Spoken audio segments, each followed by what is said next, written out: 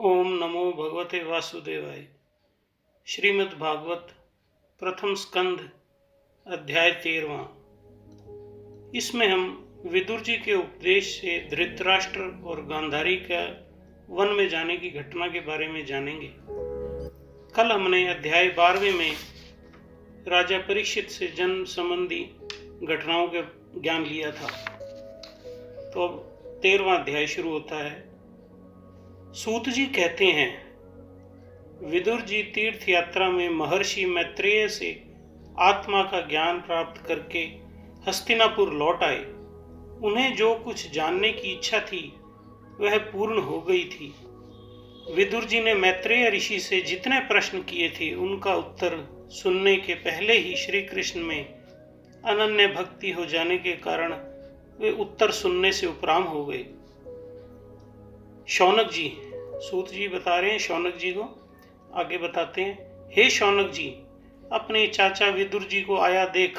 धर्मराज युधिष्ठिर, उनके चारों भाई धृतराष्ट्र, युयुत्सु, संजय, कृपाचार्य, कुंती, गांधारी, द्रौपदी, सुभद्रा, उत्तरा, कृपि तथा पांडव परिवार के अन्य सभी नर नारी और अपने पुत्रों सहित दूसरी स्त्रियां सब के सब बड़ी प्रसन्नता से मानो मृत शरीर में प्राण आ गया हो ऐसा अनुभव करते हुए उनकी अगवानी के लिए सामने आ गए। भक्तजनों, ये उस दृश्य का वर्णन हो रहा है जब धृतराष्ट्र और गांधारी जी पधारे महल में। आगे, यथा योग्य आलिंगन और प्रणाम आदि के द्वारा सब उनसे मिले और विरह जनित उत्कंठा से कातर होकर सबने प्रेम के आंसू बहाए। युधिष्ठिर ने आसन पर बैठाकर उनका यथोचित सत्कार किया। जब वे भोजन एवं विश्राम करके सुखपूर्वक आसन पर बैठे थे तब युधिष्ठिर ने विनय से झुककर सबके सामने ही उनसे कहा। युधिष्ठिर ने कहा, चाचा जी, जैसे पक्षी अपने अंडों को पंखों की छाया के नीचे रखकर उन्हें सेते और बढ़ाते हैं, वैसे ही आपने अत्यंत वात्सल्य से अपने कर कमलों की छत्र छाया में हम लोगों को पाला पोसा है। बार बार आपने हमें और हमारी माता को विषदान और लाक्षागृह के दाह आदि विपत्तियों से बचाया है। क्या आप कभी हम लोगों की भी याद करते रहे हैं? आपने पृथ्वी पर विचरण करते समय किस वृत्ति से जीवन निर्वाह किया? आपने पृथ्वी तल पर किन किन तीर्थ और मुख्य क्षेत्रों का सेवन किया? प्रभु, आप जैसे भगवान के प्यारे भक्त स्वयं ही तीर्थ स्वरूप होते हैं। आप लोग अपने हृदय में विराजमान भगवान के द्वारा तीर्थों को भी महातीर्थ बनाते हुए विचरण करते हैं। चाचा जी, आप तीर्थ यात्रा करते हुए द्वारका भी अवश्य ही गए होंगे। वहां हमारे सुहृद एवं भाई बंधु यादव लोग, जिनके एकमात्र आराध्य देव श्री कृष्ण हैं, अपनी नगरी में सुख से तो है ना? आपने यदि जाकर देखा नहीं तो सुना तो अवश्य ही होगा। इस प्रकार युधिष्ठिर जी प्रश्न पूछ रहे हैं। युधिष्ठिर के इस प्रकार पूछने पर विदुर जी ने तीर्थों और यदुवंशियों के संबंध में जो कुछ देखा, सुना और अनुभव किया सब क्रम से बतला दिया। केवल यदुवंश के विनाश की बात नहीं कही। करुणा हृदय विदुर जी पांडवों को दुखी नहीं देख सकते थे, इसलिए उन्होंने यह अप्रिय एवं असह्य घटना पांडवों को नहीं सुनाई, क्योंकि वह तो स्वयं ही प्रकट होने वाली थी। पांडव विदुर जी का देवता के समान सेवा सत्कार करते थे।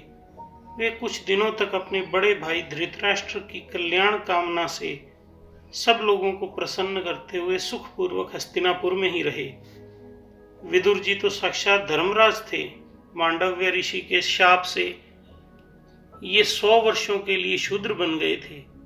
इन दिनों तक यमराज के पद पर अर्यमा थे और वही पापियों को उचित दंड देते थे। राज्य प्राप्त हो जाने पर अपने लोकपालों सरीखे भाइयों के साथ राजा युधिष्ठिर वंशधर परीक्षित को देखकर अपनी अतुल संपत्ति से आनंदित रहने लगे।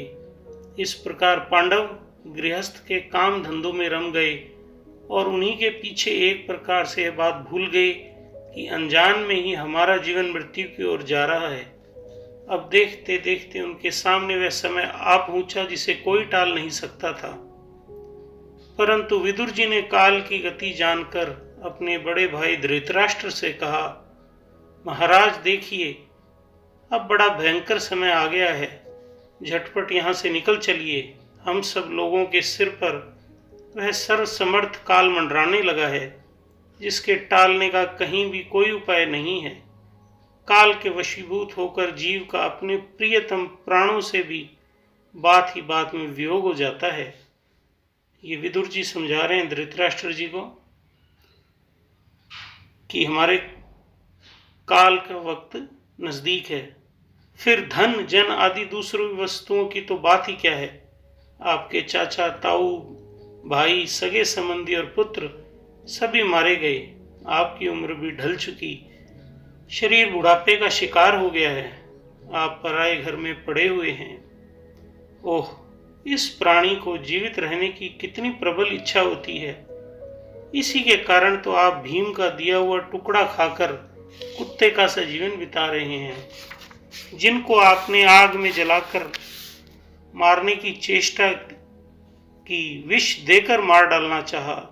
भरी सभा में जिनकी विवाहिता पत्नी को अपमानित किया, जिनकी भूमि और धन छीन लिए, उन्हीं के अन्न से पले हुए प्राणों को रखने में क्या गौरव है।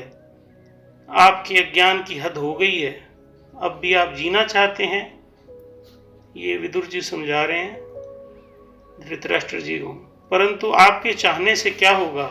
पुराने वस्त्र की तरह बुढ़ापे से गला हुआ आपका शरीर आपके ना चाहने पर भी क्षीण हुआ जा रहा है। अब इस शरीर से आपको कोई स्वार्थ सदने वाला नहीं है। इसमें मत फंसिए, इसकी ममता का बंधन काट डालिए। जो संसार के संबंधियों से अलग रहकर उनके अनजाने में अपने शरीर का त्याग करता है, वही धीर कहा गया है। चाहे अपनी समझ से हो या दूसरे के समझाने से। जो इस संसार को दुख रूप समझकर इससे विरक्त हो जाता है और अपने अंतःकरण को वश में करके हृदय में भगवान को धारण कर संन्यास के लिए घर से निकल पड़ता है, वही उत्तम पुरुष है। श्रोतागणों, कितनी शानदार बातें वैराग्य उत्पन्न करने के लिए कही गई हैं। इन पर आप जरूर ध्यान दीजिएगा। मैं 4 लाइनें दोबारा पढ़ता हूँ। बुढ़ापे से शरीर गल जाता है और ना हमारे चाहने पर भी यह क्षीण हुआ जाता है। इस शरीर से अब कोई स्वार्थ नहीं संधता। आप इसमें मत फंसिए, इसकी ममता का बंधन काट डालिए। इस संसार के संबंधियों से अलग रहकर उनके अनजाने में अपने शरीर का त्याग करता है, वही धीर कहा गया है। जो व्यक्ति हृदय में भगवान को धारण कर संन्यास के लिए घर से निकल पड़ता है, वही उत्तम मनुष्य है। इसके आगे जो समय आने वाला है, वह प्राय मनुष्यों के गुणों को घटाने वाला होगा। इसलिए आप अपने कुटुंबियों से छिपकर उत्तराखंड में चली जाइए। आगे, जब छोटे भाई विदुर ने अंधे राजा धृतराष्ट्र को इस प्रकार समझाया, तब उनकी प्रज्ञा के नेत्र खुल गए। वे भाई बंधुओं के सुदृढ़ स्नेह पाशों को काटकर अपने छोटे भाई विदुर के दिखलाए हुए मार्ग से निकल पड़े। जब परम पतिव्रता सुबल नंदिनी गांधारी ने देखा कि मेरे पतिदेव तो हिमालय की यात्रा कर रहे हैं, जो सन्यासियों को वैसा ही सुख देता है जैसा वीर पुरुषों को लड़ाई के मैदान में अपने शत्रु के द्वारा किए हुए न्यायोचित प्रहार से होता है, तब वे भी उनके पीछे पीछे चल पड़ी। अजात शत्रु युधिष्ठिर ने प्रातःकाल संध्या वंदन तथा अग्निहोत्र करके ब्राह्मणों को नमस्कार किया और उन्हें तिल, गौ, भूमि और सुवर्ण का दान दिया। इसके बाद जब वे गुरुजनों की चरण वंदना के लिए राजमहल में गए, तब उन्हें धृतराष्ट्र, विदुर तथा गांधारी के दर्शन नहीं हुए। युधिष्ठिर ने उद्विग्न चित्त होकर वहीं बैठे हुए संजय से पूछा कि हे संजय, मेरे वे वृद्ध और नेत्रहीन पिता धृतराष्ट्र कहाँ हैं? पुत्र शोक से पीड़ित दुखिया माता गांधारी और मेरे परम हितैषी चाचा विदुर जी कहाँ चले गए? ताऊ जी अपने पुत्रों और बंधु बांधवों के मारे जाने से दुखी थे। मैं बड़ा मंदबुद्धि हूँ, कहीं मुझसे किसी अपराध की आशंका करके वे माता गांधारी सहित गंगा जी में तो नहीं कूद पड़े। जब हमारी पिता पांडु की मृत्यु हो गई थी और हम लोग नन्हे नन्हे बच्चे थे, तब इन्हीं दोनों चाचाओं ने बड़े बड़े दुखों से हमें बचाया था। वे हम पर बड़ा ही प्रेम रखते थे। हाय, वे यहां से कहां चले गए? फिर सूत जी आगे बता रहे हैं। सूत जी कहते हैं, संजय अपने स्वामी धृतराष्ट्र को न पाकर कृपा और स्नेह की विकलता से अत्यंत पीड़ित और विरह आतुर हो रहे थे। वे युधिष्ठिर को कुछ उत्तर न दे सके। फिर धीरे धीरे बुद्धि के द्वारा उन्होंने अपने चित्त को स्थिर किया, हाथों से आंखों के आंसू पोंछे और अपने स्वामी धृतराष्ट्र के चरणों का स्मरण करते हुए युधिष्ठिर से कहा। संजय बोले, हे कुलनंदन, मुझे आपके दोनों चाचा और गांधारी के संकल्प का कुछ भी पता नहीं है। यह संजय जी युधिष्ठिर जी को बता रहे हैं कि कहाँ जा सकते हैं धृतराष्ट्र। मुझे आपके दोनों चाचा और गांधारी के संकल्प का कुछ भी पता नहीं। हे महाबाहो, मुझे तो उन महात्माओं ने ठग लिया। संजय इस प्रकार कह ही रहे थे कि तुम्बुरु के साथ देव ऋषि नारद जी वहां पहुंचे। महाराज युधिष्ठिर ने भाइयों सहित उठकर उन्हें प्रणाम किया और उनका सम्मान करते हुए बोले। युधिष्ठिर जी बोले, हे भगवान, नारद जी को कह रहे हैं, हे भगवान, मुझे अपने दोनों चाचाओं का पता नहीं लग रहा है। ना जाने वे दोनों पुत्र शोक से व्याकुल तपस्विनी माता गांधारी यहाँ से कहाँ चले गए हैं। हे भगवान, अपार समुद्र में कर्णधार के समान आप ही हमारे मार्गदर्शक हैं, वे पारदर्शक हैं। तब भगवान के परम भक्त भगवान में देव ऋषि नारद जी बोले, हे धर्मराज, तुम किसी के लिए शोक मत करो, क्योंकि यह सारा जगत ईश्वर के वश में है। सारे लोक और लोकपाल विवश होकर ईश्वर की ही आज्ञा का पालन कर रहे हैं। वही एक प्राणी को दूसरे से मिलाता है और वही उन्हें अलग करता है।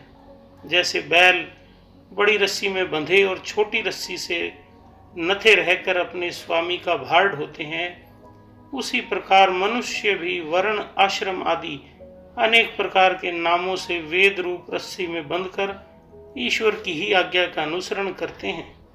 ये बात नारद जी बता रहे हैं युधिष्ठिर जी को। आगे, जैसे संसार में खिलाड़ी की इच्छा से ही खिलौनों का संयोग और वियोग होता है, वैसे ही भगवान की इच्छा से ही मनुष्यों का मिलना और बिछुड़ना होता है।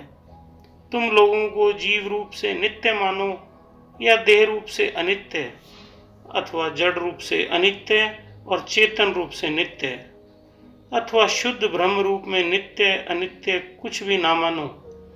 किसी भी अवस्था में मोहजन्य आसक्ति के कारण वे शोक करने योग्य नहीं है।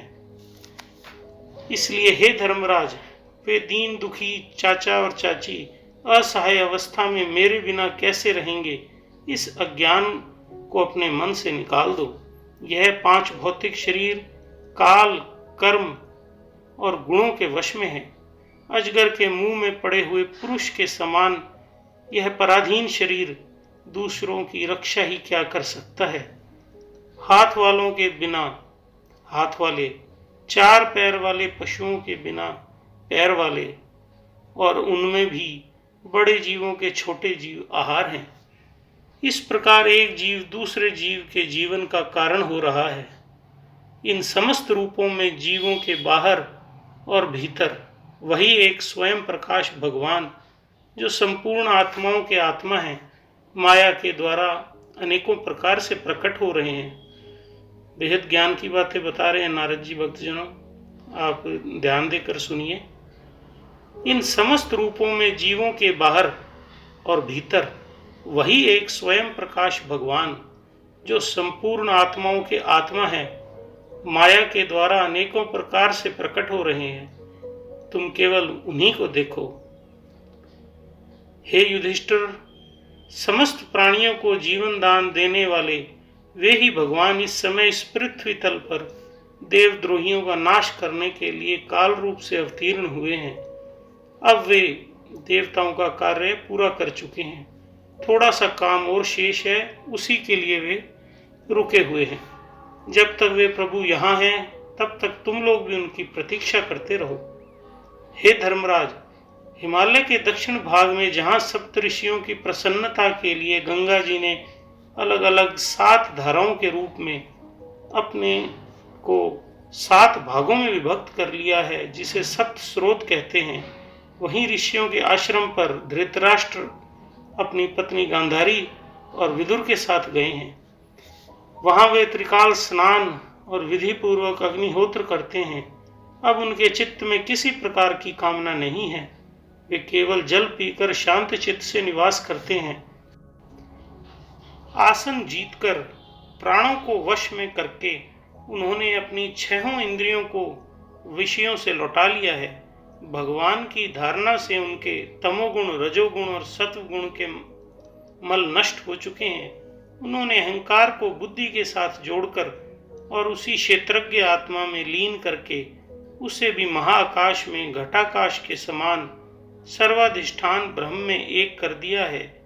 उन्होंने अपनी समस्त इंद्रियों और मन को रोककर समस्त विषयों को बाहर से ही लौटा दिया है और माया के गुणों से होने वाले परिणामों को सर्वथा मिटा दिया है। समस्त कर्मों का संन्यास करके वे इस समय ठूंठ की तरह स्थिर होकर बैठे हुए हैं। अतः तुम उनके मार्ग में विघ्न रूप मत बनना। हे धर्मराज, नारद जी कह रहे हैं युधिष्ठिर जी को, हे धर्मराज, आज से 5वें दिन वे अपने शरीर का परित्याग कर देंगे और वह जलकर भस्म हो जाएगा। गार पत्यादि अग्नियों के द्वारा पर्णकुटी के साथ अपने पति के मृतदेह को जलते देखकर बाहर खड़ी हुई साध्वी गांधारी भी पति का अनुगमन करती हुई उसी आग में प्रवेश कर जाएगी। हे धर्मराज, विदुर जी अपने भाई का आश्चर्य में मोक्ष देखकर हर्षित और वियोग देखकर दुखित होते हुए वहां से तीर्थ सेवन के लिए चले जाएंगे। देव ऋषि नारद यूं कहकर तुम्बुरु के साथ स्वर्ग को चले गए। धर्मराज युधिष्ठिर ने उनके उपदेश को हृदय में धारण करके शोक को त्याग दिया। इस प्रकार अध्याय 13वां समाप्त होता है। ओम नमो भगवते वासुदेवाय।